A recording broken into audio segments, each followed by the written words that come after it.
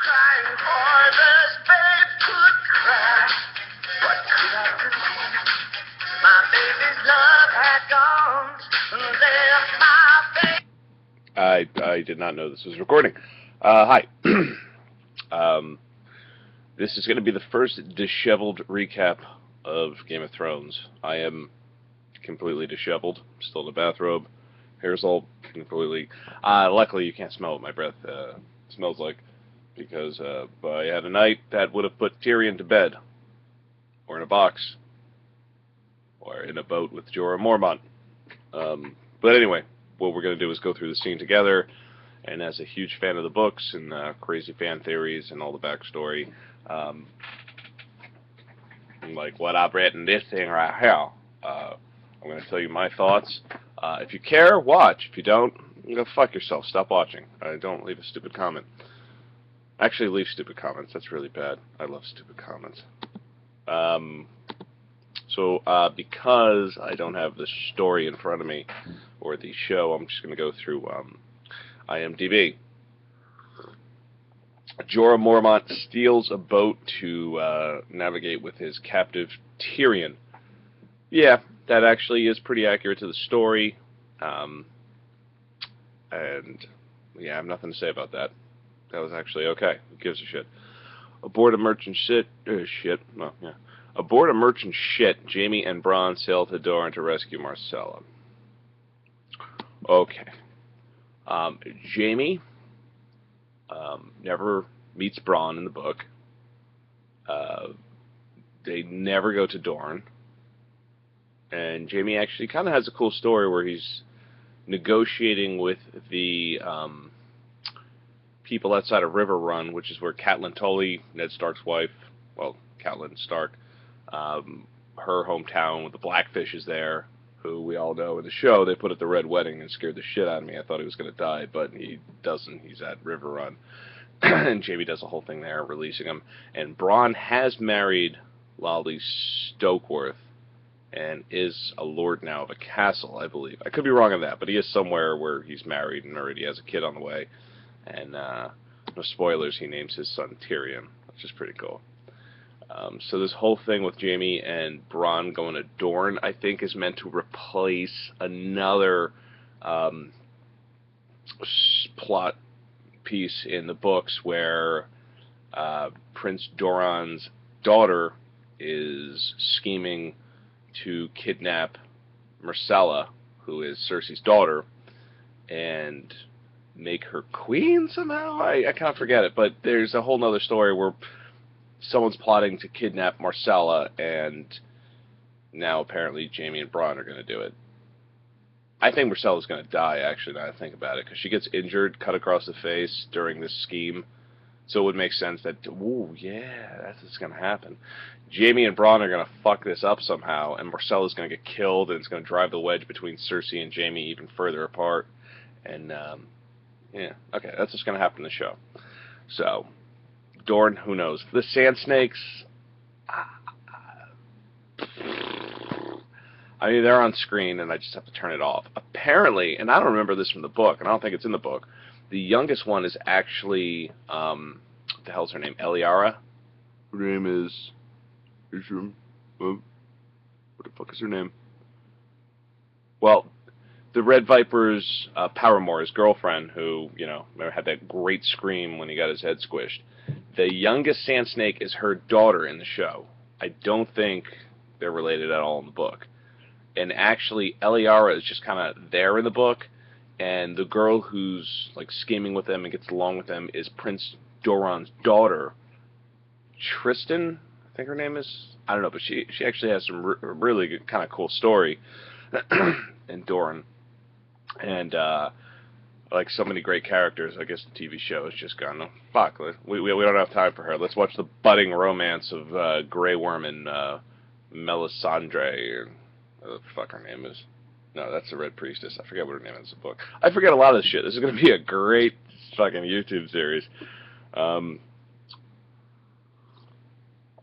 But yeah, I don't know why we can't have strong Belwas when we had fucking Roz the whore from Winterfell. Who gave a shit about that? Yeah, she's a nice actress. Kind of pretty. I don't mean to be cruel. I mean, she was pretty, but did we really fucking need those scenes with her? We couldn't have Strong Belwas or Weasel Soup or don't even get me started. They better have Victorian fucking Greyjoy in the show, or I'm done. I mean, I'm kind of done at this point anyway. Moving on. All right, let's get the hell out of Dorne. Let's see what else is going on. The Iron Bank changes their charging their loan. What the fuck does that mean? Okay, well, we'll just get to the Iron Bank, the Small Council, and Cersei. Small Council. One thing that is great about the show is Qyburn. Qyburn, whoever the actor that plays him, he is fucking awesome. I'm really happy with that casting choice. Qyburn's the de-chained, defrocked maester who sits with Cersei and kind of does weird necromancy stuff, operating on the mountain's dead body. He's going to turn him into like a Frankenstein thing. Sir Rodney Strong, I think, yeah, that's his name. We're going to be doing a lot of that. I'm so sorry. I'm fucking stupid. I don't even know how I got home last night. Okay. But anyway, she sends Mace Tyrell, who is Marjorie Tyrell, or Marjorie Baratheon at this point, the new queen, her father, to Braavos to go meet with the Iron Bank. Why? I don't know. And then she makes a point of sending Sir Meryn Trant with him. Now, when that happened at first, I'm like, is she going to kill him? Because that makes no sense. Now I'm thinking about it, maybe she's going to, like, threaten Marjorie. I got Meryn Trant with you. But most importantly, and I think I figured this out, the showrunners are putting Meryn Trant on his way to Braavos because he's one of the names on Arya's death list.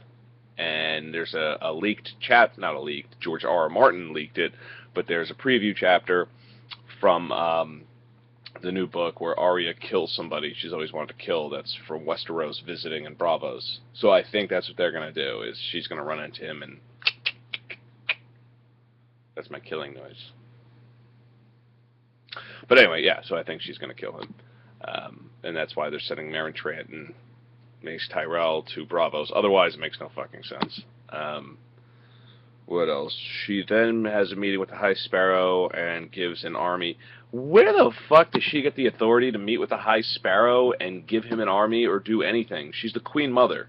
There's a king, there's a queen, she's just their mother. And like most mothers,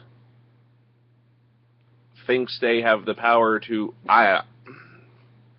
But anyway, the High Sparrow's played by Jonathan Pryce, his name, fantastic actor from Pirates of the Caribbean, who's a villain in James Bond movie, millions of things. Something Wicked, This Way Comes. I think he's perfect. I think he's a great actor. I think he should be given a better role. But we'll see what happens with this. And then the Faith Militant goes absolutely apeshit. Goes around beating the shit out of gay people, getting rid of drugs and sin, and basically show us what America will look like if Ted Cruz wins the presidency. It's a joke. And they got Lancel back. Lancel got a Glorious Bastard style swastika star thing carved in his forehead and is now going around arresting gay people, which I could go on for hours. I don't know what the Loras Tyrell is never arrested in the books. The Sparrows are just kind of annoying in the book. This shit doesn't happen. I think they're just trying to get him to be like a force to be reckoned with, so when they finally arrest somebody important, that's going to happen in future episodes, that you appreciate why they're kind of badass and nobody can do anything about it. So yeah, that's going on. Faith Militant. Cool. Yeah, Littlefinger's brothel. Loras Tyrell, Tommen and his King Guard are stared down by the Faith Militant. Yeah, it ended that whole sex scene with Tommen. Tommen's like 10 in the books, which is why Cersei kind of still has the power to do shit, because she's, you know, Queen Regent, and he's not married yet because he's fucking 10. But in the show, now he's married and boning Marjorie Tyrell. Lucky son of a bitch. But that even confuses it more, is why the hell does Cersei have the power to... I don't get it. I really don't get it. Why Cersei can... Oh, well, I didn't do anything. What did I do? Well, you arm the Faith Militant, which is what you do in the books, but you do it because you have the power to do it. In the show, you're just like, oh, I didn't do anything. I'm just a mother. So, whatever. Disappointed Marjorie leaves his side to stay with her family. Great. Stannis the Manus Baratheon plans to head to Winterfell before the snow. Jon Snow is summoning the nobles to help the Night's Watch with men, supplies, and he has a dilemma with the name of the Bolton family. Yeah, cool. I mean, this is kind of in line with the book, and there's nothing special to talk about there, except when Melisandre tries to seduce Jon Snow. I had a problem with that scene. Look, I love women. I love naked women. I love beautiful women. I don't like it when shows kind of shoehorn nudity in just to do it, and it's like stupid, and it's like, why are you doing this? It's just like when they shoehorn, naked dudes too. Same thing. Same with Melisandre was kind of weird. I mean, she is friggin' gorgeous. She is amazing for that role, and yeah, it's a nice body, but it was kind of weird. I don't know why the hell she did that. She does so much more cool shit in the books, but basically, between that scene, there's 3 scenes in the show that they were really harping on R plus L equals J. That scene, the scene with Sansa in the crypt that we're going to talk about, hopefully not too long, and Dany and Selmy Barristan talking about Rhaegar and Lyanna. And if you don't know the theory, and you're living under a fucking rock, I apologize. Basically, the theory is Jon Snow is the son of Rhaegar Targaryen and Lyanna Stark. Rhaegar Targaryen of the Dragons and Fire, Lyanna Stark of Winterfell and the winter and snow and a Song of Ice and Fire. Jon Snow is that Song of Ice and Fire. He's the son of Lyanna Stark and Rhaegar Targaryen, making him Dany's nephew. I don't know if it makes him in line for the throne, who cares, but the fact is he's really a Targaryen. And, yeah, that's that. Because if you didn't hear the theory, you'd still be going, Ned Stark died because he was the most honorable man in all of Westeros. Why the hell would he cheat on his wife? He didn't. He brought Jon Snow up as his own because Baratheon, when he heard the name Targaryen, you had to throw him a chew toy and let him calm down on the carpet for a while because he just wanted to kill every Targaryen. So Jon Snow, to protect him and protect his sister's, Ned Stark, to protect Jon Snow and to protect his sister's son, suffered the indignity of lying about having an affair and having a false son, and, which is a very noble thing to do and very honorable, and he was the most honorable man. Wouldn't cheat on his wife with a random girl. Would suffer that to protect a family member. So, yeah. So that's the reason that Melisandre wants to bone the Snow, because he has king's blood, and king's blood in semen. I don't know. But that's why she wants to take him to Bonesville, and she hints at that a little bit. He has the power to cast shadows, and then she hints at her abilities to see things when she says, "You know nothing, Jon Snow," referencing his redhead lover who died. So sad. Melisandre tries to seduce Jon Snow, but can't. Shireen really has no role in the books. It says Stannis' daughter, who has the grayscale on her face. She really doesn't do anything. She does have a cool companion character that's name is Patchface.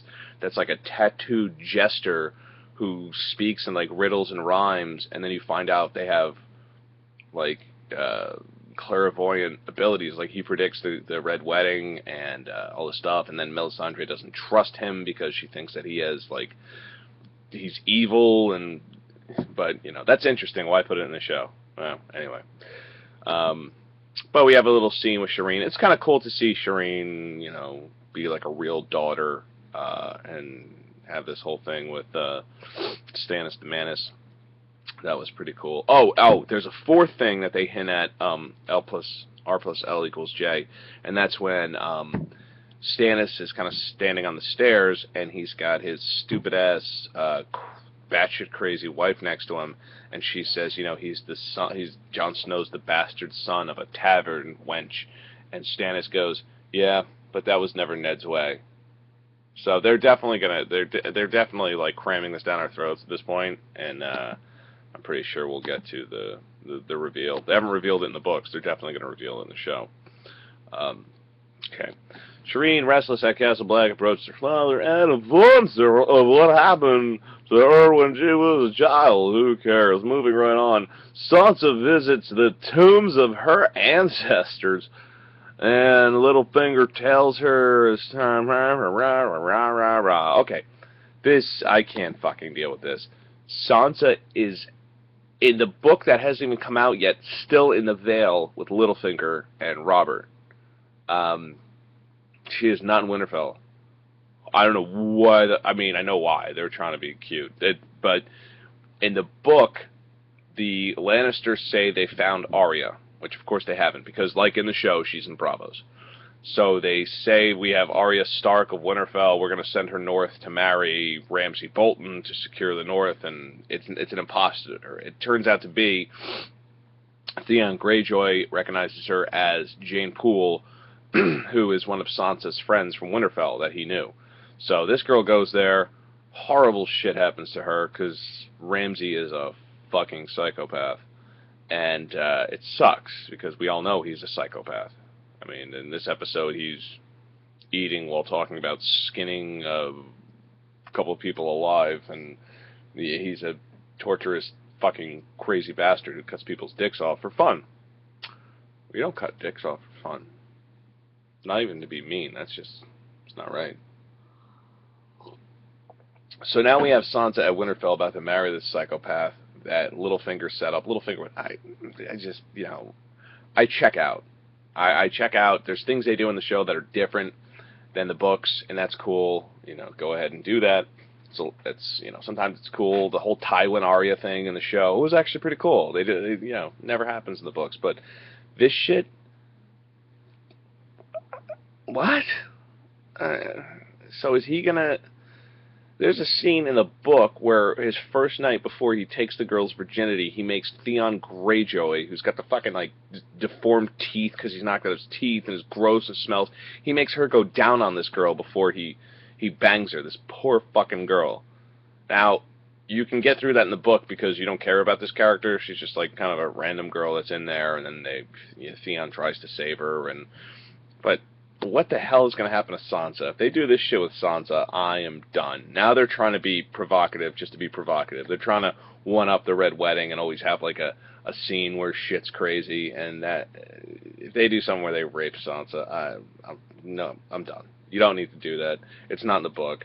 It's stupid. Please don't do that. And now I'm on pins and needles because I kind of know what's coming. And I still have no idea why the fuck. Oh my god. Okay. Really quick. Yeah, really quick. 18 minutes. Nothing's quick. The one word in this show that had me go, what? Yeah, even more when I was watching the Sand Snakes, like,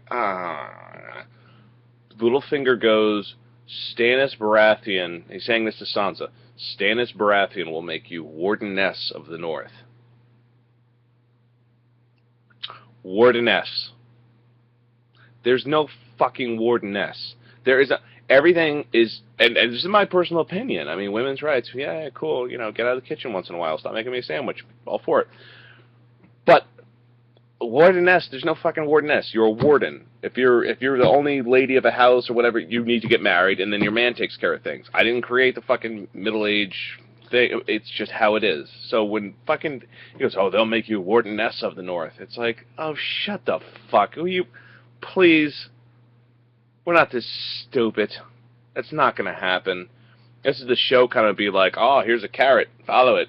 You might become warden. No, she's not going to fucking become the Wardeness of the North. She might. I don't know. The show might. Who knows what the fuck they're doing in the show. That pissed me off. So anyhow. Oh, and now we also have Ramsay Bolton's side piece staring down Sansa. Oh, shit. Tension. Who gives a fucking shit? Shireen, Sansa visits the tombs. That's right. We go over Lyanna. In Dorne, Jaime and Bronn are found by patrol and need to fight to survive. I mean, I already said what I had to say about Jaime and Bronn being in Dorne. It is what it is. Only thing I'll say about that is, why has Jaime not figured out to make a fucking sword hand?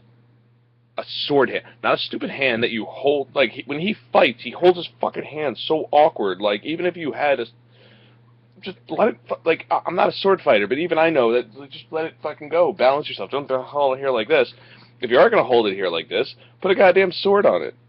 Make an attachment. Put Tyrion on it with 2 fucking swords. Or, you know, chainsaw like Ash from... I still understand. Or just a knife, too. At least so he has something instead of just... But it actually, you know, kind of helped. And he caught a sword with it, which is cool. You know, if he made like a claw hand, he could actually... I don't know. I fucking hate that. I don't know why he hasn't figured it out. Eliara Sand wants war, but the Sand Snakes, I already told you, they suck in the show. In the book, they're cool because, like, the youngest is like this innocent little, like, pretty girl, like, always dressed, but she's like, everybody's scared shitless of her because she, like, poisons people and has, like, little, like, she touches Prince Doran and, like, the bodyguard's like, oh, fuck, oh, check his hand, because she might have little, like, needles, and, like, it's really cool. They're all different. They're not all little, like, we're tough girls. You know, Michelle Rodriguez is. So, yeah, that sucks. The other one's, like, a really, Nymeria is, like, really pretty and beautiful, and, like, kind of the politician, but still badass, and then Obara is the one, like, you know, like, almost like Brianna Tarth, like, badass girl. So, that's cool. And, yeah. Across the Narrow Sea, Dany has a meeting with, Hajar Shashadwar. I can't pronounce these fucking names. Yeah, she refuses to allow gladiatorial combat, and then we have the big action scene at the end. And that'll be the last thing we talk about, so let's jump in there, shall we? Now, I'm sitting here in my basement in a bathrobe. I've never been in hand-to-hand combat. Actually, that's bullshit. I have been in a few fights. And I'd say no martial art training. I do have martial art training. Not a lot, but scream of stick fighting with weapons and Kempo with Kung Fu. If I had to patrol a heavily alleyed, tight corner space and be ready for combat because there's terrorists around, I would probably not be carrying like a 10-foot spear. Call me, not that I know better than the Unsullied. I mean, they're just warriors that have done nothing but trained every fucking day of every year of their lives to fight and kill. Okay, they're the show. I had a friend who said turn them into stormtroopers. They are so badass. They are taken as babies or little children, and they fight, work out. They're like, watch Spartacus, those big jack fucking warriors. They are those guys. That's all they do. They also feel no pain because they've been given milk of the poppy every day to the point where it's just in their system, and that's why. Remember that one scene where the guy who sold the Unsullieds to Dany cut the guy's nipple off, and the guy just didn't even flinch because they don't fucking feel pain. They don't feel fear, which apparently they do now because they scream and they fucking cry and they're emotional and they want love lives and. So anyway, we had the Unsullied patrolling the streets of Meereen with 10-foot spears and tight alleys where you seriously could not even turn around with one of these fucking spears. What's wrong with a short sword? I don't know. It looks like they have them or long daggers on their belts. I don't know. Whatever. There's people out to kill you with daggers that can maneuver around pretty fast and take you out, but yeah, carry the spear. Even that one fucking scene in the previous episode where Grey Worm and Bitch Boy, whoever Dany's banging, jump into like a room, and he's got this 10-foot fucking he's like one of those like camp counselors that used to stand around the pool with those giant So the Sons of the Harpies ambush them instead of dropping the spear and using daggers themselves, which Grey Worm does eventually. But you know, we get Unsullied just slaughtered by the hundreds, and we end up with their leader, who again has been doing nothing but working out and becoming a warrior for 20 years of his life, who was skinnier than me and younger than me. Whatever. I mean, I figured they would pick like an older senior Unsullied. Instead, they're like, no, we got this skinny kid over here who's biracial. I guess that's why he's the lead. Whatever. So they get him. He's fighting the Sons of the Harpy, who Sons of the Harpy are the sons of the Harpy. No, they're the sons of like the kind of the nobles, and they're the ones who want slavery back. So obviously they're not slaves. They're not like tough guys. They're just spoiled brats with daggers who wear masks, kind of like fucking pussy terrorists, and jump out of the shadows and will like ambush one Unsullied. In the show, they've turned them into like assassins, which they're not. They're spoiled brats. So we have spoiled brats with daggers versus Unsullied, the hardest motherfuckers in the world. And the Sons of the Harpies kind of just kick the shit out of them, except for Grey Worm. So Grey Worm does his thing and has fun.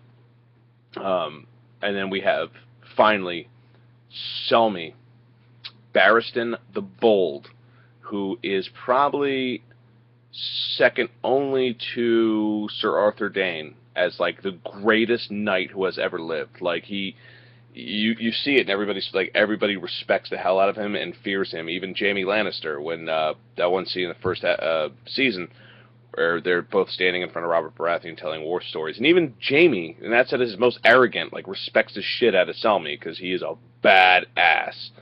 So we get badass Selmy Baratheon coming in to fight some spoiled brats with knives, and yeah, he does take out like 11 of them, as he should. But eventually gets stabbed, and we don't know if he's alive. I don't know. It looks like he's dead, because he gets stabbed from like behind, the front, whatever, and then Grey Worm comes up right before some guy's about to cut his throat, and Grey Worm kills him, and they both collapse. And that's the end of that. So, how do I feel about that? Selmy Baratheon, Sons of the Harpy. No. They just needed like an action or suspense point, and I don't fucking like when people do that. That's why I like books better, because books don't have like a quota to meet every week. You read it. You don't have to be like, we need something exciting here, and we need a wiener, and we need boobs and a rape, and that's how it is. But Selmy the fucking Bold Baratheon. Baratheon? Yeah, he also is half Baratheon. Barristan, I am not a fan of that. I'm not a fan of that. I'm not a fan of the fucking Unsullied being stormtroopers with even less useless weapons than laser guns, fucking giant spears in small little alleys with a bunch of people around you. You have 2 fucking swords. Look really cool. It was like blurry when I did that. But we'll see what happens. We'll see what happens with Sansa. We'll see what happens with Selmy. I went through IMDb to look for his name. His name's in the next episode, and I didn't see it anywhere else. So who knows? So we'll see. Not a fan of the well-trained Harpy army. They're supposed to be like ambush guys, because they're not fucking warriors, but they run out on random Unsullied who are by themselves and just stab the shit out of them and then run away. Because they're terrorists, they're spoiled brats. They're not warriors. These guys and the Unsullied are, I don't know, decaf. Sucks. Anyway, I'm going to end this now. This, again, was a test run. It's a pilot. I'll probably go back and do the other ones. Maybe I'll try to do some, like, animation or something. I don't know. But it's been fun. If you like it, great. If you don't, go fuck yourself. Take care.